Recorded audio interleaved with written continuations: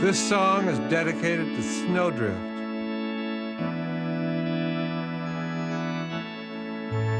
She was a friend of mine whose name, Apology, among other things of importance in apology, I have forgotten. If you hear this and recognize yourself, please call me. Collect. It's urgent. These are songs about the Corn Belt and some of the people in it, or on it.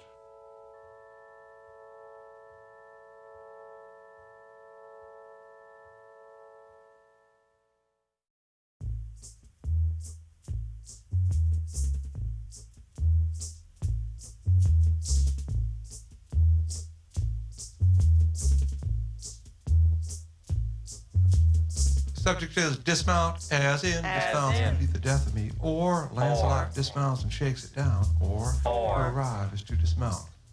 Joke. RV's come up the hard way, Sam's horse, as in, I'm walking somewhere to Jerusalem to see the city. There were hot days, cool nights in the itch. Oh God. To know who you are is to avoid the itch, as in. Who knows, ... you know. Though we arrived. New songs already without the itch. It has just begun in me or on me, depending on your background. And Ed is in God knows what tortures he is feeling. And Dwayne. I can Dwayne itch. Dwayne can barely talk. And Gwen. Do I dare ask? Do girls itch? Where are we? What is this? 12 hours in the car, the beer is gone, my head hurts.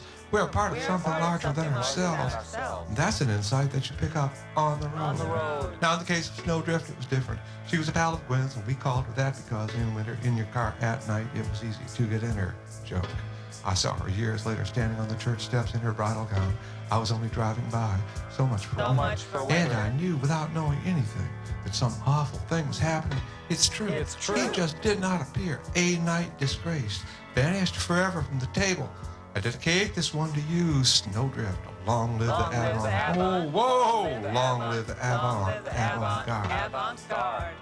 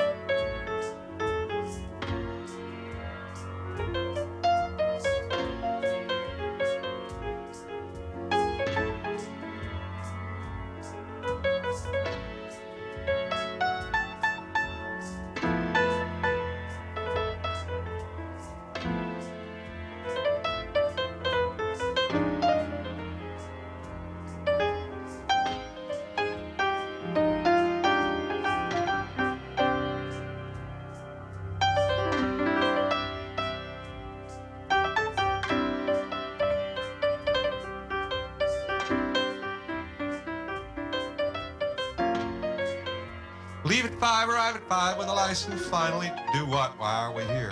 We're here to marry Ed to Gwen. That's where we are. We found it, and we will make it happen. Now's the time. It is ours. Start with the Givens is my motto. I am Noel Givens, justice, peace. Right off my bedroom is my office. I handle speed traps, elopements, true signatures, and the like.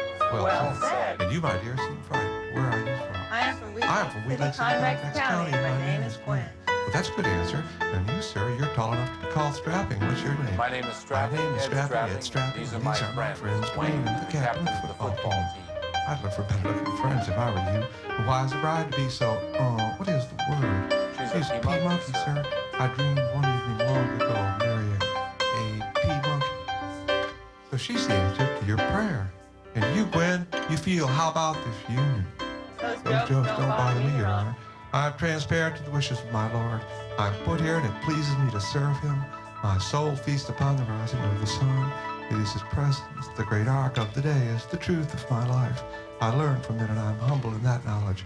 And in the evening my body sleeps. Well said. Now, what about these characters who are with you? You, Dwayne, what qualifications have you? Well, it's not exactly that I have trouble with the words, you know. It's just that listening to the way it's done, I get the idea that sometimes it doesn't go together. There's a something and a something, and I get the idea that it's not exactly what I thought it was. You know what I mean? Well, roughly, I've read that stuff, and I know there's some problem, but I think you'll outgrow it. And you must be the captain of the football team. What an honor. That's right, asshole. I came all the way from home for this. I've come here with Dwayne, and while he's far from perfect, he's reliable. Somewhere in himself, he is pure and reckless. He is someone you can count on. And in the backseat, full of holes, when Dwayne smiles, I'm not afraid. Stay with that style, and you will win the Nobel Prize. Now let's begin. Do you add to take this P-Monkey Gwen to be your lawful wedded wife? To have and to hold in sickness and in health, till death do you part. There is no death, sir. There is the everlasting God of myself. Take upon yourself, it says, give loyalty and affection to yourself. Blessed is he who is a lucky person, or she. I lay in bed one night and learned to trust. It is so clear now there is perfection, that within whatever realms we know there is no cause. I'm not self-taught. It is allowing to allow. You're fairly tall to be saying things like that. And you, Gwen, do you take strapping head to be your lawful wedded husband, to have and to hold in sickness and in health, until there is no parting? Yes. You were born just as you are. Yes. Your mother and your father were normal. Yes. Normal P-monkeys. Yes.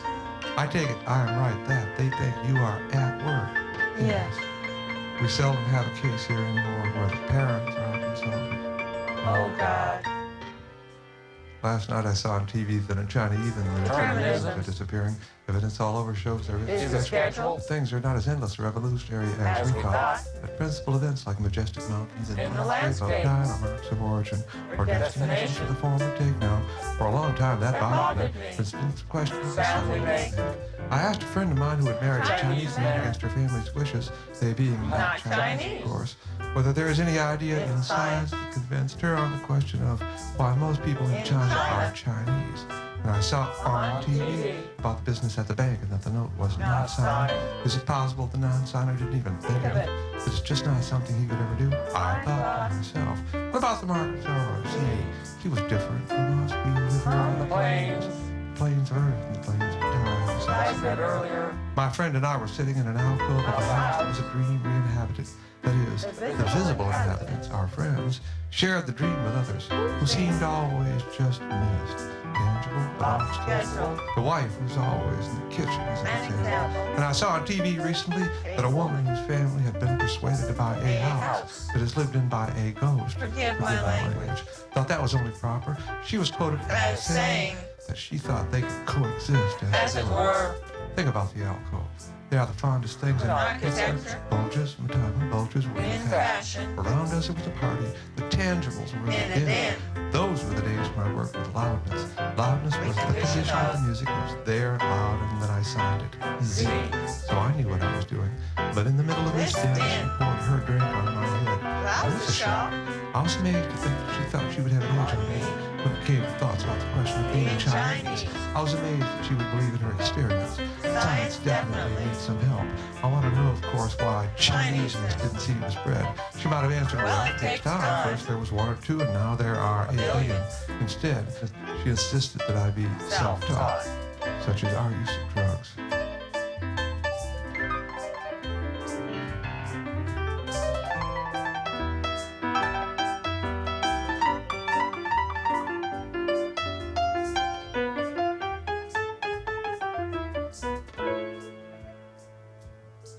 At this point of the ceremony, we go to the great case upon which the bride is entered. Strapped in white against a polychrome hard surface, what will become the underside, swings open, and there in the niche, the doorway, facing us, the congregation stands Lucille. Her hair is the color of the sunset. She steps toward us, the congregation. It is an awesome moment. From either side, the bridesmaid's left and the groom's usher's right step forward to remove her from the shell of the alcove, take her and the polychrome hard case apart. The table appears with a giant cake on which the P-Monkey bride and her groom, in this case Gwen and Ed, are reproduced in miniature. The cake is lifted from the table and Lucille is placed upon the table, and the cake, which was made by God to fit her from the chest to hips, is replaced on Lucille. Her hair falls in splendor, sunset reflected on a great cascade. The table carries her. It is formed to her, and she is perfectly dressed. She has the kind of gracefulness and repose we see when people sleep. The mother of the bride appears, proud and fussy, and moves the table to the congregation. They are fed from the cake. They eat the cake. The congregation of watchers eats the cake. Each watcher eats the cake. They eat the cake. But while this is going on, the groom's ushers take the polychrome hard case from its vertical position the way it entered in a silent glide, with the P-monkey bride strapped in white against the polychrome hard surface, and inside, as they say, the seal. Turn it to the horizontal. They place it on the altar. They make in this arrangement an horizon of a sort, framed by the glorious bouquets. Bouquets, as they say down south. Presents of flowers. And on either side, the bridesmaids and the groom's ushers are in mourning, if that's the proper word. First, let's listen to the marriage sermon.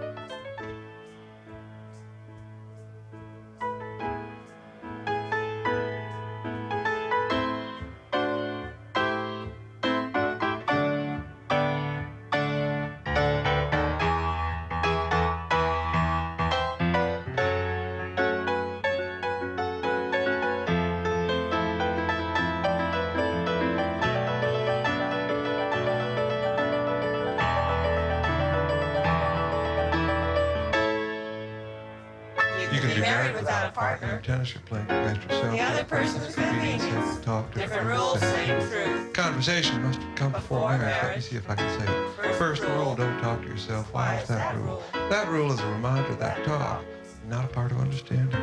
Sound is part of understanding. Among arrangements of sound we have talked, which is to have well said. Preceding mechanical knowledge, older than what has come after. So in talk we face the abyss of the question on arrangement, which coming after what went before has been, in my idea of things sanctified, first in the arrangement, conversation, then in the arrangement of marriage.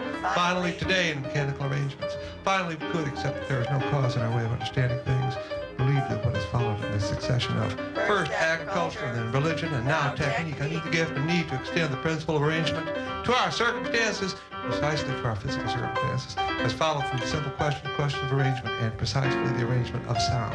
When you stop to think of it, sound is the only thing we can arrange. So the rule, don't talk to yourself, has many meanings. One is, stop arranging things when you're alone. Another is, don't use for yourself what belongs to all of us. Second is, the rule, speak only when you're spoken to. It follows the first as marriage followed conversation, and as religion followed agriculture. That is, it is the rule of the second stage or second era. It allows that the question of arrangement is not an abyss, but a dilemma. We are enjoined to regard the arrangements and to choose and further to arrange. Well said. Makes sense is the third rule, the rule of today in the age of technique. How far it is from don't talk to yourself to make sense. It is the distance of the history of our understanding from don't talk to yourself, which is an eon, during which eon we found conversation and pretense in the abyss of the question of arrangement. Through speak only when you're spoken to, which is the second eon, during which eon we suffered through marriage and religion, and the anguish of the question of arrangement is a dilemma. Finally now makes sense, which is the third eon, during which eon we've accomplished ourselves, or invented man, as the philosopher says, and accomplished technique, question arrangement in our circumstances, precisely in our physical circumstances. And what is the guide to our technique? Why sound, of course. How can one describe the arrangement of things or the idea of arrangement except in terms of sound? And that is why finally we say, well said.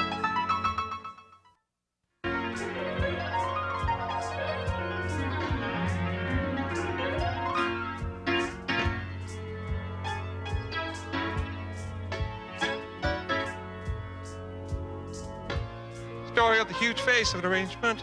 The arrangement of proportions is told in the story of an arrangement of our circumstances on the occasion of a marriage in this town.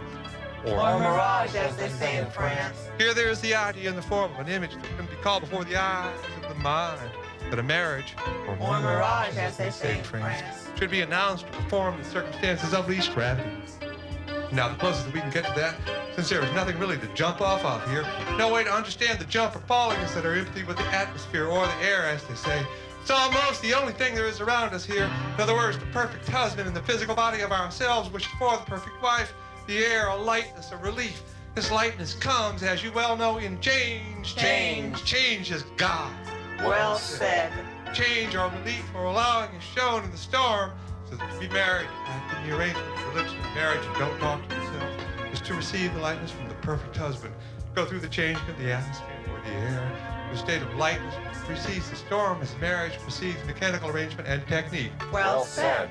While there are always more languages? Why hasn't Chineseness spread? These are the questions we must ask ourselves on the occasion of marriage, when for us, for our sake, she and he, or whatever combination, are hurried from their daily life to church to be there when the ozone changes, when the band starts playing, when there is lightness in the air, when the perfect husband finds the perfect wife, when the physical body of ourselves reaches the change as God. We ask the questions when P Monkey Bride deceased, cold as a stone, or whatever the case for the polychrome heart surface in which you rest surrounded by bouquets, or bouquets as they say down south. Why are there always more languages than UN, tall driver, vegetarian, and theosophist who says there is no death, sir? It is allowing to allow. Why has the Chineseness spread? Why are the Chinese mostly still in China, while those who are not struggle against their reputation? Who prevents us from holding Chinese ideas in Indiana? Go ahead and say something silly. Dwayne says it's a problem. Sometimes the sound of the word gets disconnected.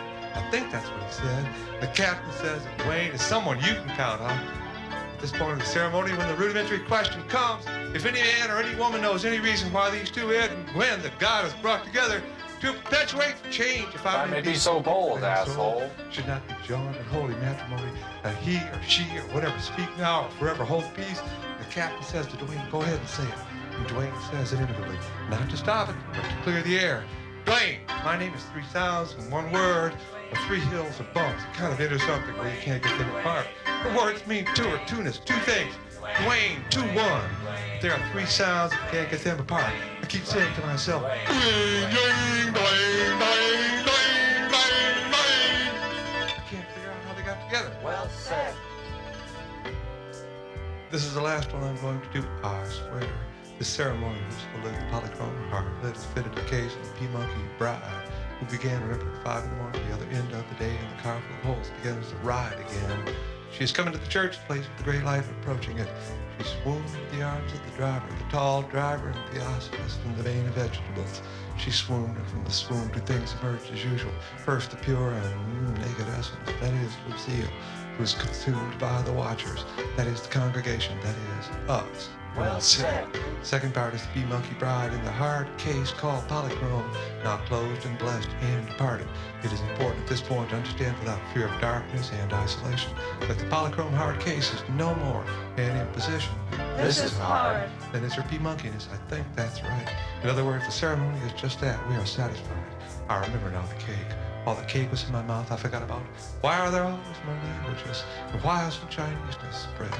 Meanwhile, Ed, whose future we know too well, or is that the captain of the football team, the divided man, just stands there, a driver out of work, a believer in Atlantis, which also went below the polychrome service, just stands there in his driving gloves, hands almost to his knees, the makings of a great teacher. At this point, his mind turns to his clothing and hot fits the suit. Now he's worn it for almost 40 hours. That is, he left home early 2 days ago with the suit in the car from the night before so as not to worry his mother with the idea that he might not come home again until he was married. He changed at school. At what? Everybody saw him with the suit all day. It assumed naturally that he would get married, to whom there was no question. That was yesterday, as they say. Then last night he was too emotional to think about the suit, except to think how good he looked. Before you know it, night turned into day. He drove to Indiana or wherever, where he is now, still wearing the suit and was married.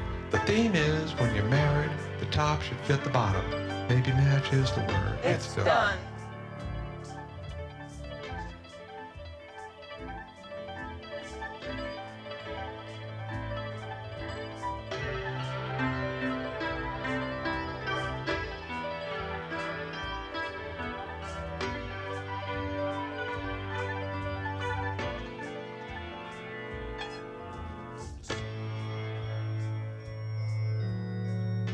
The last glimpse I had of Lucille was from the altar. I was looking westward through the congregation, and I caught her eye just as she had arisen from the table. She brushed her crumbs off and stood there for an instant in the doorway looking the consummate performer. Then more recently, she's turned up in my life to remind me of the cake again. This time in winter, summer, or whatever, sleeping in the streets and always in a kind of gray-green parka. There's something between me and Lucille that just won't go away. She's always so determined.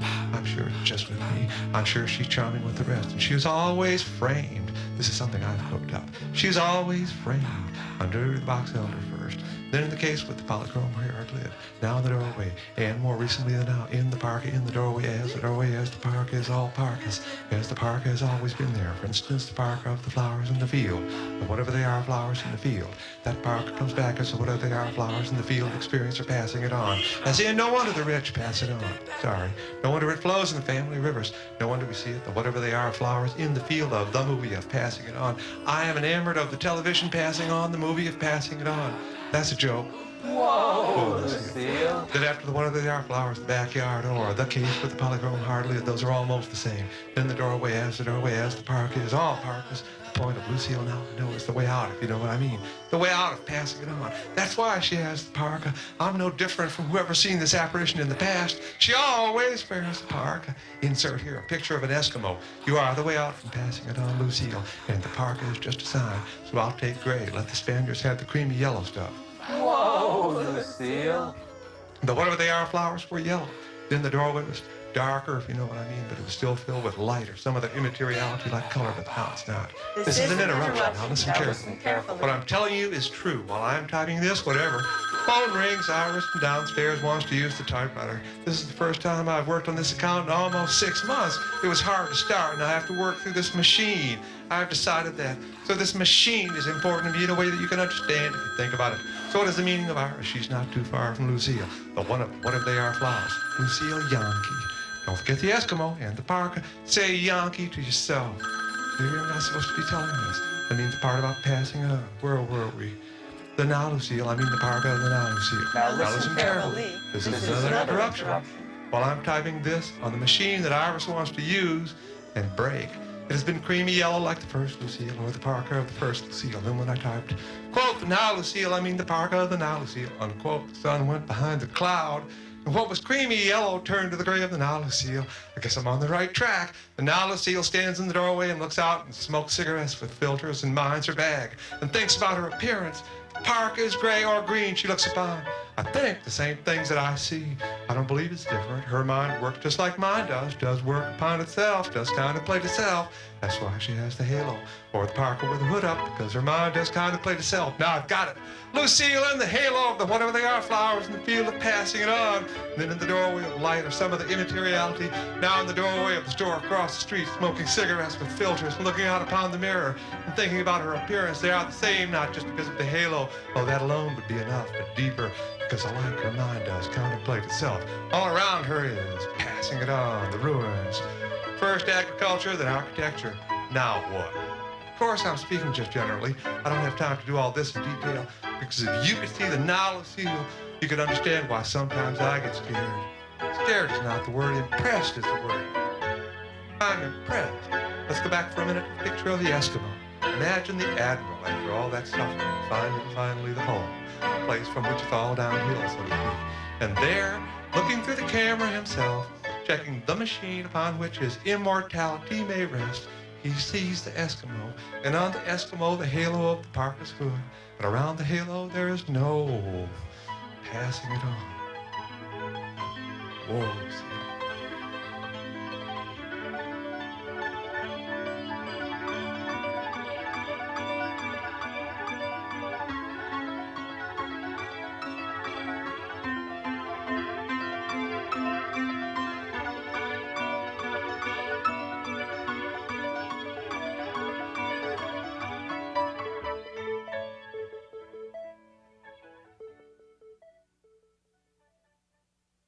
Take, for instance, the story of the slow one and the fast one, or the turtle and the rabbit. As they say, we have an intimation of a mode of arrangement that is not of sound.